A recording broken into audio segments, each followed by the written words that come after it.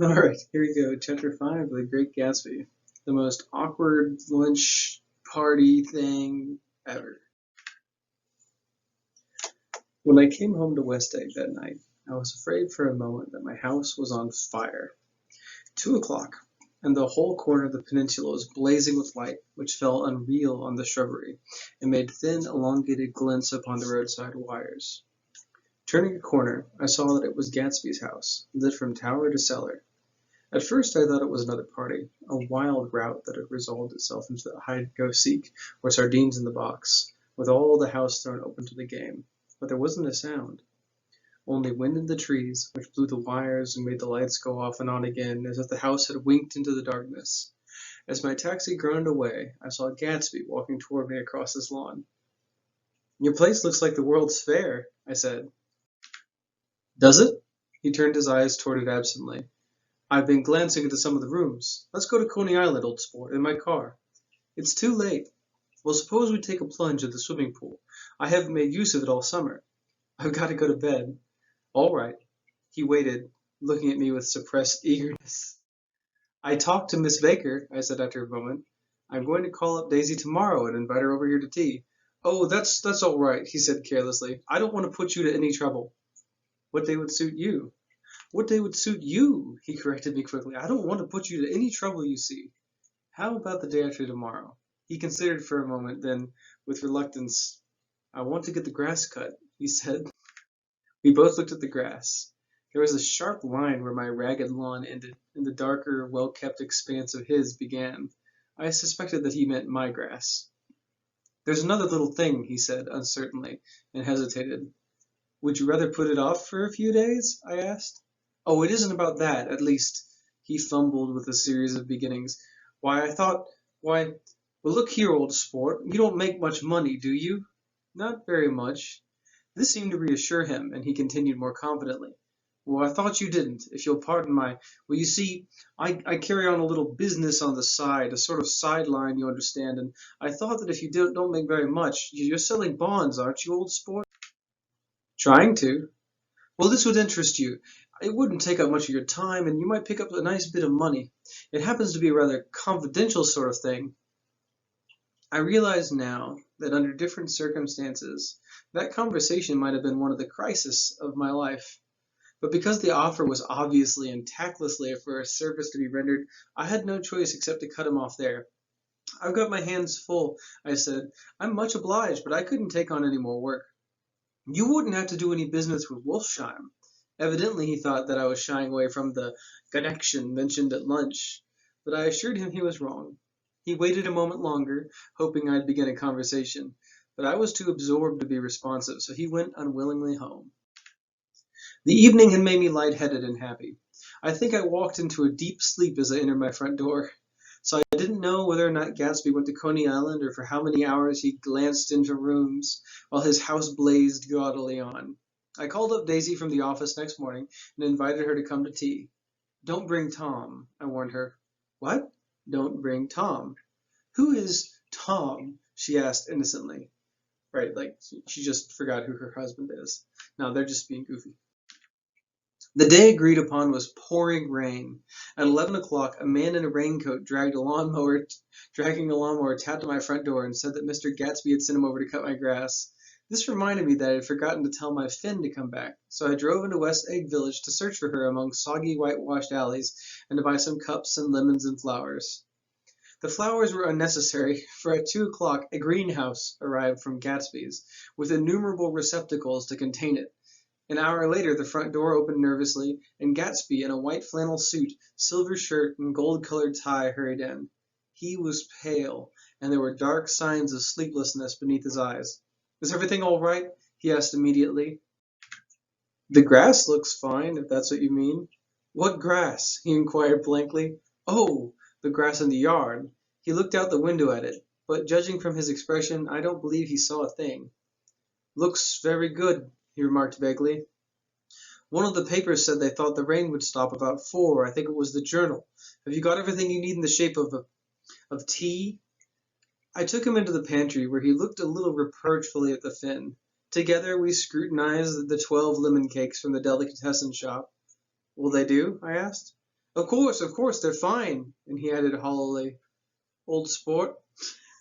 I love how Gatsby comes unraveled here. I mean, like, it's goofy. He's acting like a ninth grader, like on their first date. He's like asking like a kid on their first date, and like it's really goofy for him to be acting this way, especially with all the power that he has at his command. He's basically a front man for the New York Mafia, and but here he is going to meet this girl who he's been thinking about for years, and he's been like planning to meet for years, and he's just like all on edge. The rain cooled about 3:30 to a damp mist through which occasional thin drops swam like dew. Gatsby looked with vacant eyes through a copy of Clay's Economics, starting at the finished tread that shook the kitchen floor, and peering toward the bleared windows from time to time as if a series of invisible but alarming happenings were taking place outside. Finally, he got up and informed me in an uncertain voice that he was going home. Why is that? Nobody's coming to tea. It's too late. He looked at his watch as if there was some pressing demand on his time elsewhere. I can't wait all day. Don't be silly. It's just 2 minutes to 4. He sat down miserably, as if I had pushed him, and simultaneously there was the sound of a motor turning into my lane. We both jumped up, and a little harrowed myself, I went out into the yard. Under the dripping, bare lilac trees, a large open car was coming up the drive. It stopped. Daisy's face, tipped sideways beneath a three-cornered lavender hat, looked out at me with a bright, ecstatic smile. Is this absolutely where you live, my dearest one? The exhilarating ripple of her voice was a wild tonic in the rain. I had to follow the sound of it for a moment, up and down with my ear alone, before any words came through. A damp streak of hair lay like a dash of blue paint across her cheek, and her hand was wet with glistening drops as I took it to help her from the car. Are you in love with me? She said low in my ear. Or why did I have to come alone? All right, so they are cousins. So that is a little bit. That is a little bit. hmm. That's the secret of Castle Rackrent. Now tell your chauffeur to go far away and spend an hour. Come back in an hour, Ferdy. Then in a grave murmur, his name is Ferdy. Does the gasoline affect his nose? I don't think so, she said innocently. Why? We went in. To my overwhelming surprise, the living room was deserted. Well, that's funny, I exclaimed. What's funny? All right, so Gatsby has skipped out. He has like escaped through the back door because he is so freaked out by like meeting Daisy, and he's got to make like a big scene. She turned her head as if there was a light, dignified knocking at the front door. I went out and opened it. Gatsby, pale as death, with his hands plunged like weights in his coat pockets, was standing in a puddle of water, glaring tragically into my eyes.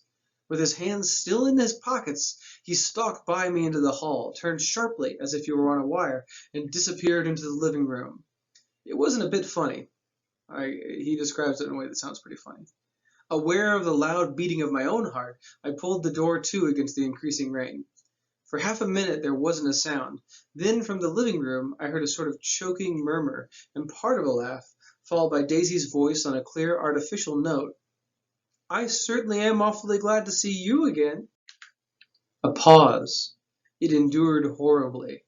I had nothing to do in the hall, so I went into the room.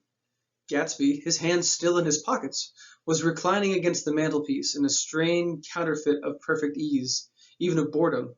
His head leaned back so far that it rested against the face of a defunct mantelpiece clock, and from this position his distraught eyes stared down at Daisy, who was sitting frightened but graceful on the edge of a stiff chair. We've met before, muttered Gatsby. His eyes glanced momentarily at me, and his lips parted with an abortive attempt at a laugh. Luckily, the clock took this moment to tilt dangerously at the pressure of his head, whereupon he turned and caught it with trembling fingers and set it back in place. Then he sat down, rigidly, his elbow on the arm of the sofa and his chin in his hand. I'm sorry about the clock, he said. My own face had now assumed a deep tropical burn. I couldn't muster up a single commonplace out of the thousand in my head. Okay, so at this point, even Nick is blushing because it's just like so awkward. It's so deeply awkward because neither of them are talking, and like Gatsby is just like, I mean, he's just like awkwardly leaning against things with his hands in his pockets because he doesn't know what to do with his hands. It's an old clock, I told him idiotically. I think we all believed for a moment that it had smashed to pieces on the floor. We haven't met for many years, said Daisy, her voice as matter of fact as it could ever be. 5 years next November.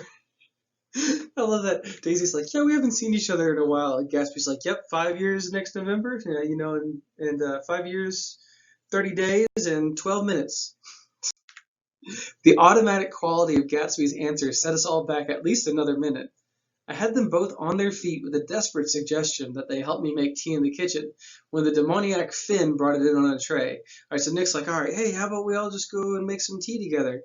And then the lady that he hired, who is Finnish, that's why he continuously refers to her as the Finn. This Finnish lady brings in their tea. Amid the welcome confusion of cups and cakes, a certain physical decency established itself.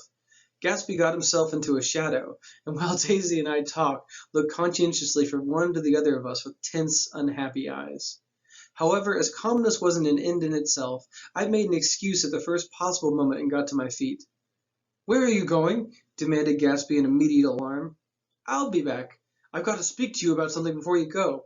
He followed me wildly into the kitchen, closed the door, and whispered, "Oh, God," in a miserable way. "What's the matter?" "This is a terrible mistake," he said, shaking his head from side to side. "A terrible, terrible mistake. You're just embarrassed, that's all." And luckily I added, "Daisy's embarrassed too." "She's embarrassed?" he repeated incredulously. "Just as much as you are. Don't talk so loud." "You're acting like a little boy," I broke out impatiently. "Not only that, but you're rude. Daisy's sitting in there all alone." He raised his hand to stop my words, looked at me with unforgettable reproach, and opening the door, cautiously went back into the other room. I walked out the back way, just as Gatsby had when he'd made his nervous circuit of the house half an hour before, and ran for a huge black-knotted tree whose massed leaves made a fabric against the rain. Once more it was pouring, and my irregular lawn, well shaved by Gatsby's gardener, abounded in small muddy swamps and prehistoric marshes. There was nothing to look at from under the tree except Gatsby's enormous house, so I stared at it, like Kant at his church steeple, for half an hour. A brewer had built it early in the period craze, a decade before, and there was a story that he'd agreed to pay 5 years' taxes on all the neighboring cottages that the owners would have their roofs thatched with straw. Perhaps their refusal took the heart out of his plan to found a family. He went into an immediate decline. His children sold his house with the black wreath still on the door. Americans, while occasionally willing to be serfs, have always been obstinate about being peasantry. All right, so that's dense. That's a dense sentence there. Then there's a lot to it. So Fitzgerald's talking to us. Fitzgerald's the author. Has been talking to us through Nick this whole time about wealth and money and power, right? Where we have Tom and Daisy who got all this old money from Tom's family. We got Gatsby who's got all this new money through Wolfsheim and the mob. And we got Nick who's doing his best to make some money off of the stock market right before the stock market's going to crash. So we're talking a lot about money and power. Well, these blue words here, Americans, while occasionally willing to be serfs, have always been obstinate about being peasantry. Fitzgerald is making the claim that Americans will now and then allow themselves to be ruled, but don't like to think of themselves as peasants. After half an hour the sun shone again, and the grocer's automobile rounded Gatsby's drive with the raw material for his servants' dinner. I felt sure he wouldn't eat a spoonful. A maid began opening the upper windows of his house, appeared momentarily in each, and leaning from a large central base, spat meditatively into the garden. It was time I went back. While the rain continued, it had seemed like the murmur of their voices, rising and swelling a little now and then with gusts of emotion, but in the new silence I felt that silence had fallen within the house too. I went in, after making every possible noise in the kitchen short of pushing over the stove, but I don't believe they heard a sound. So Nick comes in, he bangs a bunch of pots and pans together to make sure they're not just making out on the couch. They were sitting at either end of the couch, looking at each other as if some question had been asked or was in the air, and every vestige of embarrassment was gone. Daisy's face was smeared with tears, and when I came in she jumped up and began wiping at it with her handkerchief before a mirror. But there was a change in Gatsby that was simply confounding. He literally glowed. Without a word or a gesture of exaltation, a new well-being radiated from him and filled the little room. "Oh, hello, old sport," he said, as if he hadn't seen me for years. I thought for a moment he was going to shake hands. "It's stopped raining." "Has it?" When he realized what I was talking about, that there were twinkle bells of sunshine in the room, he smiled like a weatherman, like an ecstatic patron of recurring light, and repeated the news to Daisy. "What do you think of that? It's stopped raining." "I'm glad, Jay." Her throat, full of aching, grieving beauty, told only of her unexpected joy. "I want you and Daisy to come over to my house," he said. "I'd like to show her around." "You're sure you want me to come?" "Absolutely, old sport." All right, so Gatsby can't just invite a married woman over to his house, especially not the married woman that he actually actively would like to pull away from Tom. He needs her to leave Tom for all this to work, and he needs it not to be an affair for all this to work. So he's bringing Nick along with him over to the house so that he has like effectively a third wheel and like kind of has a chaperone. All right, well, that was Chapter 5, Part 1. It was about 15 minutes long. If you want to take a break and do Chapter 5, Part 2 at another point when you have another 15 minutes, that's cool. And if you want to continue on with me right now, that's also cool. This is a bit shorter, so we should be done in less than the 30 minutes. And thanks for reading with me. Daisy went upstairs to wash her face. Too late, I thought, with humiliation of my towels, while Gatsby and I waited on the lawn. "My house looks well, doesn't it?" he demanded. "See how the whole front of it catches the light?" I agreed that it was splendid. Yes, his eyes went over it, every arched door and square tower. "It took me just 3 years to earn the money that bought it." "I thought you inherited your money." "I did, old sport," he said automatically, "but I lost most of it in the big panic, the panic of the war." I think he hardly knew what he was saying, for when I asked him what business he was in, he answered, "That's my affair," before he realized that it wasn't the appropriate reply. "Oh, I've been in several things," he corrected himself. "I was in the drug business, and then I was in the oil business, but I'm not neither one now." He looked at me with more attention. "Do you mean you've been thinking over what I proposed the other night?" Before I could answer, Daisy came out of the house, and 2 rows of brass buttons on her dress gleamed in the sunlight. "That huge place there?" she cried, pointing. "Do you like it?" "I love it, but I don't see how you live there all alone." "I keep it always full of interesting people, night and day, people who do interesting things, celebrated people." Instead of taking the shortcut along the Sound, we went down the road and entered by the big postern. With enchanting murmurs, Daisy admired this aspect or that of the feudal silhouette against the sky, admired the gardens, the sparkling odor of jonquils and the frothy odor of hawthorn and plum blossoms, and the pale gold odor of kiss me at the gate. It was strange to reach the marble steps and find no stir of bright dresses in and out the door, and hear no sound but bird voices in the trees. And inside, as we wandered through Marie Antoinette, music rooms, and restoration salons, I felt that there were guests, concealed behind every couch and table, under orders to be breathlessly silent until we had passed through. We went upstairs, through period bedrooms swathed in rose and lavender silk and vivid with new flowers, through dressing rooms and pool rooms and bathrooms and sunken baths, intruding into one chamber where a disheveled man in pajamas was doing liver exercises on the floor. It was Mr. Klipspringer, the boarder.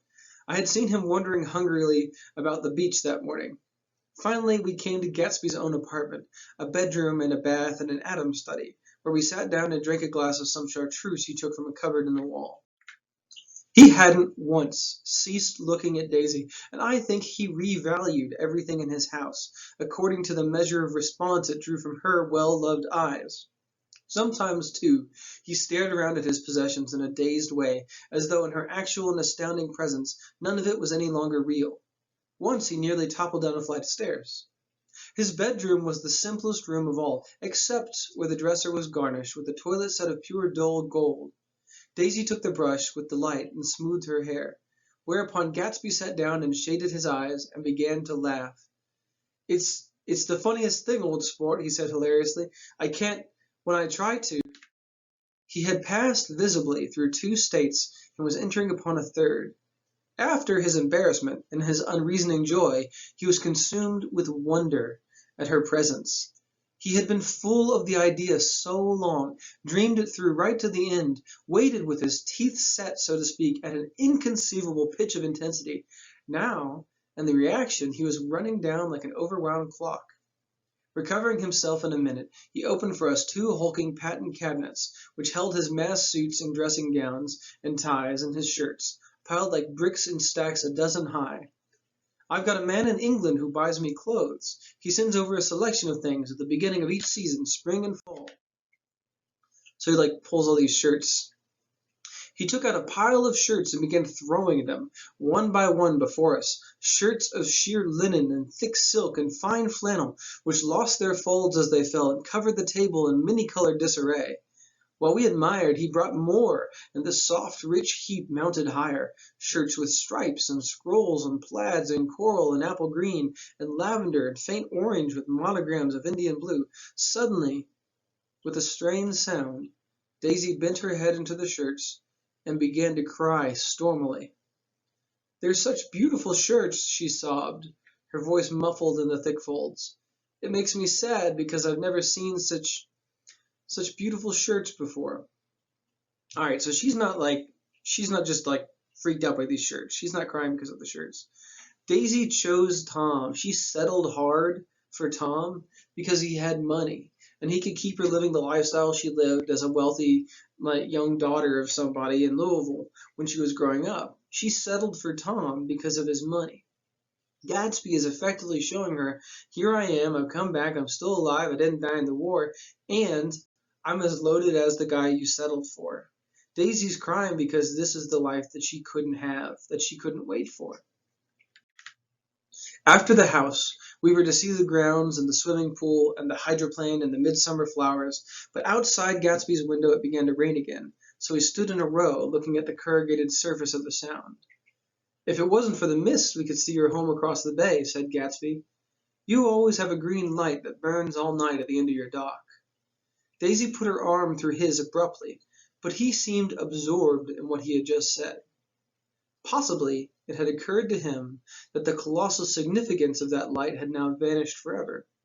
Compared to the great distance that had separated him from Daisy, it had seemed very near to her, almost touching her. It had seemed as close as a star to the moon. Now it was again a green light on a dock. His count of enchanted objects had diminished by one. All right, this is the part of the book where every English teacher in the entire history of the universe has to pause and tell you that the green light symbolizes the American dream or somewhat. In reality, it's deeper than that, and it's more complex than just the green light symbolizes Daisy or the green light symbolizes the American dream. What Nick's saying here is that in Gatsby's mind, the green light did symbolize Daisy. It was close to her. It was the idea of her. And now that he has her, he's lost an enchanted object.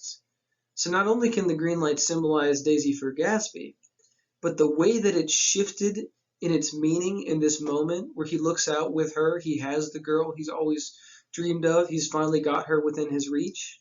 The way that the green light has shifted is a little bit like he's got the thing he wanted, and now it's just a thing again.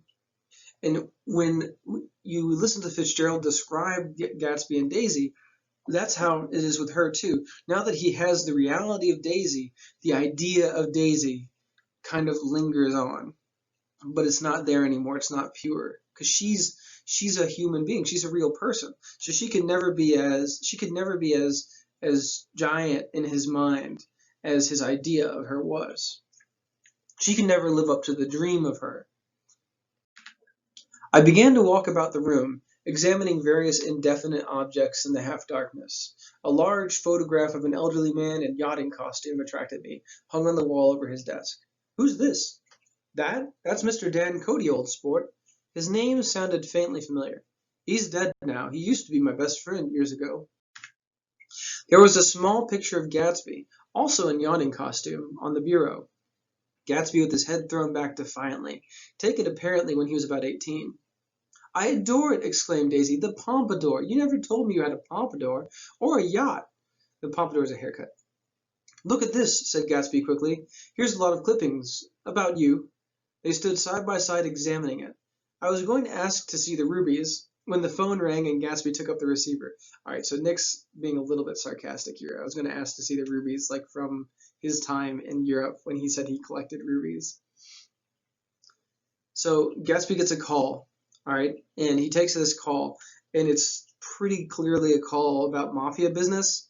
But listen to the way that he's responding on the phone. We can only hear the Gatsby side of the conversation. Yes. Well, I can't talk now. I can't talk now, old sport. I said a small town. He must know what a small town is. Well, he's no use to us if Detroit is his idea of a small town. He rang off. Come here quick, cried Daisy at the window. The rain was still falling, but the darkness had parted in the west, and there was a pink and golden billow of foamy clouds above the sea. Look at that, she whispered, and then after a moment, I'd like to just get one of those pink clouds and put you in it and push you around. I tried to go then, but they wouldn't hear of it. Perhaps my presence made them feel more satisfactorily alone. That's a pretty rough self-own there. I know what we'll do, said Gatsby. We'll have Klipspringer play the piano. He went out of the room and called, Ewing, and returned in a few minutes accompanied by an embarrassed, slightly worn young man with shell-rimmed glasses and scanty blonde hair. He was now decently clothed in a sport shirt open at the neck, sneakers, and duck trousers of a nebulous hue. So Gatsby has like his personal piano player who lives in the house because this is a time before Spotify.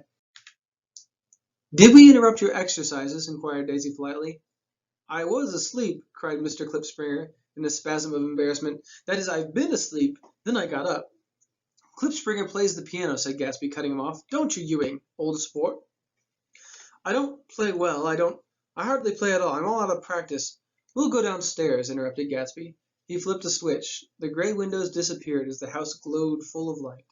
In the music room, Gatsby turned on a solitary lamp beside the piano.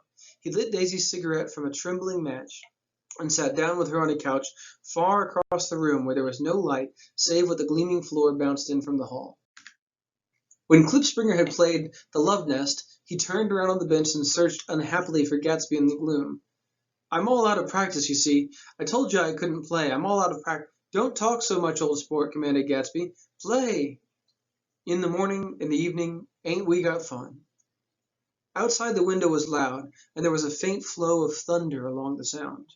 All the lights were going on in West Egg now. The electric trains, men carrying, were plunging home through the rain from New York. It was the hour of a profound human change, and excitement was generating on the air. One thing's sure and nothing's sure. The rich get richer and the poor get children. In the meantime, in between time. It's we're still talking about classism, and we're still dealing with these really wealthy people kind of hanging out together, and we have our kind of middle class Nick observing, and our who knows what class Klipspringer. As I went over to say goodbye, I saw that the expression of bewilderment had come back into Gatsby's face, as though a faint doubt had occurred to him as to the quality of his happiness. And here's Nick going to call out Gatsby for a little bit of what I was talking about on the green light slide. Almost 5 years! There must have been moments, even that afternoon, when Daisy tumbled short of his dreams, not through her own fault, but because of the colossal vitality of his illusion. It had gone beyond her, beyond everything. He had thrown himself into it with a creative passion, adding to it all the time, decking it out with every bright feather that drifted his way. No amount of fire or freshness could challenge what a man will store up in his ghostly heart. What a great sentence. As I watched him, he adjusted himself a little, visibly. His hand took hold of hers, and as she said something low in his ear and turned toward her with a rush of emotion, I think that voice held him most, with its fluctuating feverish warmth, because it couldn't be overdreamed. That voice was a deathless song. They had forgotten me, but Daisy glanced up and held out her hand. Gatsby didn't know me now at all. I looked once more at them, and they looked back at me, remotely, possessed by intense life. Then I went out of the room and down the marble steps into the rain, leaving them there together. All right. This week's work is not graded. It is a extra credit. To get this extra credit, you need to answer all 10 questions. That is how you will get the extra credit for this. These questions are answered in the reading we just did, so if you listen along through the reading, you should be able to answer these questions pretty quickly.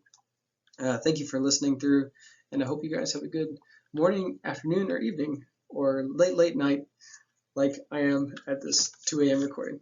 Thanks for listening. Have a good one. Bye.